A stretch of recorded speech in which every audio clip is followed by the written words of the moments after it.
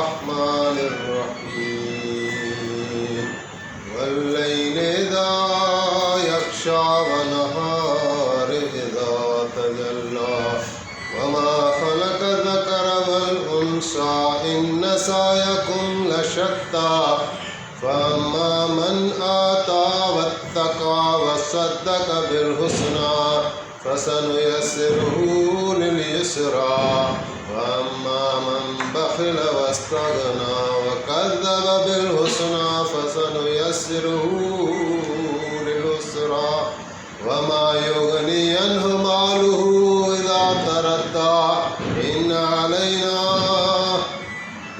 إن لنا للآخرة والأولى فأنذرتكم نارا تلظى لا يصلاها إلا الأشقى الذي كذب وتولى وسيجنبها الأتقى الذي يؤتي ماله يتزكى وما لأحد عنده من نعمة تجزى إلا ابتغاء وجه ربه الأعلى ولسوف يرضى آمنت بالله صدق الله العلي العظيم وصدق رسوله النبي الكريم اللهم صل على سيدنا محمد النبي وعلى آله وصحبه وسلم رب اشرح لي صدري ويسر لي أمري واحلل عقدة من لساني يفقهوا قولي. اللہ تعالیٰ کے لیے تعریف ہے ساری کی ساری، وہ پوری کائنات کا خالق ہے، مالک ہے، پورے اس نظام کو چلانے والا ہے. ہم اس کی ادنا مخلوق ہیں. اس کی شاندار مخلوقات جتنی بھی ہیں وہ بھی ہمارے سامنے ہے. سورج ہے، چاند ہے، ستارے ہیں، زمین ہے، آسمان ہے، پہاڑ ہے. یہ دیکھنے میں سارے انسانوں سے اونچے اور مضبوط اور چمکدار اور ہیبت رکھنے والے، لیکن انسان اگرچہ اپنی حیت میں جسامت اور قدامت کے لحاظ سے ضرور ان سے کمتر ہے، لیکن اللہ تعالیٰ نے انسان کو اشرف المخلوقات کا درجہ دیا ہے. اور جو ملائکہ بھی اللہ تعالیٰ نے خلق فرمائے ہیں، تو ان ملائکہ میں بعض ایسے ان کو اللہ تعالیٰ نے طاقت دی ہے کہ جتنی زمین ہے، جتنی آسمان ہے، کائنات ہے، وہ ایک مٹھی میں بند کر سکتے ہیں. اتنے بڑے بڑے فرشتے اللہ تعالیٰ نے بنائے ہیں، لیکن انسان کو جو اللہ تعالیٰ نے روح عطا فرمائی وہ ایسی تھی کہ جناب آدم علیہ السلام کو جب کا ڈھانچہ بنایا، جسد بنایا، ابھی اس میں روح نہیں تھا. ملائکہ آتے تھے، جاتے تھے، اس کو دیکھتے تھے، تو اللہ تعالیٰ نے ایک دم ان کو ایک مرتبہ متوجہ کیا اور فرمایا کہ اس میں اپنی روح ڈالوں گا، اور جب فَإِذَا نُفِخْتُ مِنْ رُوحِي فَقَعُوا لَهُ سَاجِدِينَ، اور جیسے تم دیکھو کہ اس میں میری روح داخل ہو گئی ہے تو تم سارے کے سارے اس کو سجدہ کرو. آدم میں وہ چیز اللہ تعالیٰ نے دی ہے، اشرف مخلوقات کا درجہ دیا ہے. اس کی کامیابی دنیا کی اور آخرت کی اللہ تعالیٰ نے اپنے دین میں رکھی ہے. جو اللہ تعالیٰ نے آسمان سے نازل فرمایا، جس کا آغاز جناب محمد رسول اللہ صلی اللہ علیہ وسلم سے نہیں بلکہ آدم علیہ السلام جو کہ پہلے انسان تھے، اسی کے ساتھ اللہ تعالیٰ نے ہدایت کا نازل کرنا بھی شروع کر دیا. جبکہ اس کو تمام اور مکمل کیا جناب رسالت مآب صلی اللہ علیہ وسلم کو، کہ جن جیسا اللہ تعالیٰ نے دوسرا نہیں بنایا. سید المرسلین ہے، جو خاتم النبیین ہے، جو امام الانبیاء ہے. آپ نے فرمایا کہ میں تمام نبیوں کا بھی نبی ہوں، انا نبی الانبیاء، اور میرے بعد کو بھی کوئی نبی نہیں ہے، لا نبی بعدی.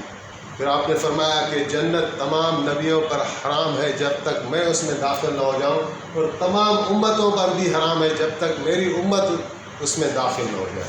تو آنے میں سب سے آخر میں، لیکن مرتبے میں جنت میں جانے میں سب سے اول مرتبہ سب سے پہلے اللہ کے حبیب جائیں گے. تو لہٰذا یہ زندگی جو اللہ تعالیٰ نے دی ہے وہ بطور امتحان ہے، بطور امانت ہے، بطور آزمائش ہے. لیکن ہم جو اپنی زندگیوں پر نظر ڈالتے ہیں، جو ہمارا طرز عمل ہے، تو اس میں گویا ہم نے یہ سبق بھلا دیا ہے. نہ موت یاد ہے، نہ موت کی سختیاں یاد ہیں، نہ قبر یاد ہے، نہ قبر کی سختیاں یاد ہیں، نہ حشر یاد ہے، نہ حشر کی سختیاں. حالانکہ اللہ کے محبوب نے قدم قدم پر ڈرایا. جتنے بھی نبی آئے اور انہوں نے خود سادہ سے سادہ زندگی گزاری. اگر دنیا سب کچھ ہوتی تو اللہ تعالیٰ پوری دنیا کے خزانے ان کے قدموں میں ڈال دیتا. لیکن آپ جس نبی پر بھی نظر ڈالیں جو بڑے بڑے ہیں، اللہ تعالیٰ نے ان کی کیسی زندگی دی. نوح علیہ السلام 950 سال انہوں نے تبلیغ کرتے رہے، 1000 سال سے بڑھ کر ان کی عمر تھی. بزرگوں سے سنا کہ وہ ایک مرتبہ جب ان کے موت کا وقت آیا تو حضرت ملک الموت آئے تو وہ ایک ایسے جھوپڑے میں سوئے ہوئے تھے کہ پاؤں دھوپ میں تھے، سر چھاؤں میں تھا. تو حضرت ملک الموت کہنے لگے نوح علیہ السلام آپ 1000 سال دنیا کے اندر رہے، آپ نے مکان نہیں بنایا.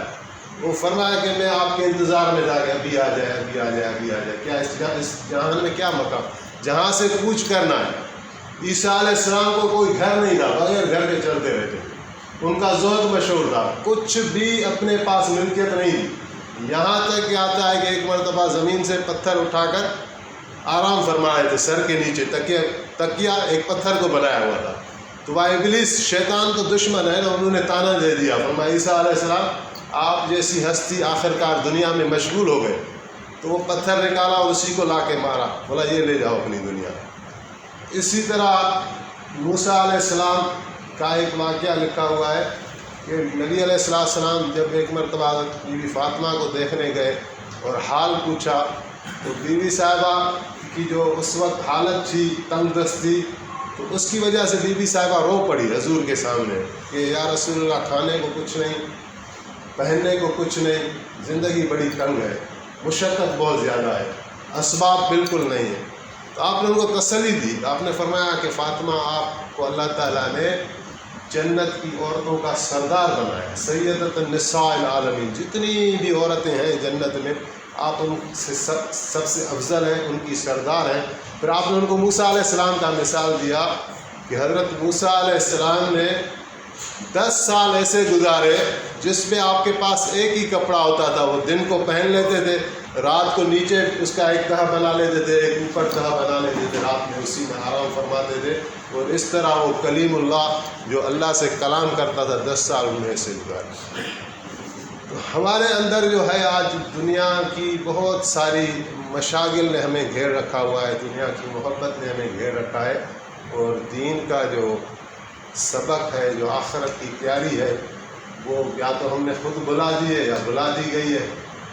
اصل میں جس چیز کا کرنے کا ارادہ نہ ہو نا تو آدمی نہ وہ بات سننے کے لیے قائل ہوتا ہے نہ سمجھنے کے لیے قائل ہوتا ہے. نفس کے پیچھے بچوں کو بھی روزانہ بتاتے ہیں بھائی اتنی موبائل نہ چلائیں، اس میں اتنا کیا فائدہ رکھا ہوا ہے.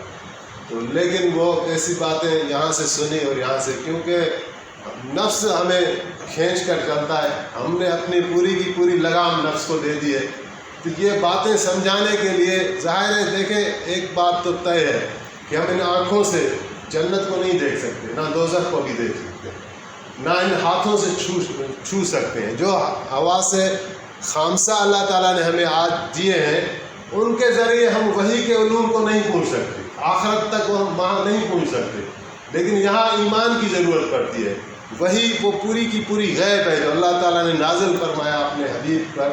لیکن یہ ہے کہ عقل بھی اس کی تصدیق کرتا ہے. ایسے نہیں کہ ایسی باتیں ہیں جن پر آدمی کا یقین ہونا مشکل ہو. نہیں، اللہ تعالیٰ نے تو فطرت میں پہلے ہی ڈال دیا ہے کہ تمہارا ایک رب ہے، اور یہ بھی ڈال دیا ہے کہ جو تم نیکی کرو گے وہ بھی تمہیں کسی طرح سامنے آئے گی، جو برائی کرو گے وہ بھی تمہیں کسی طرح سامنے آئے گی.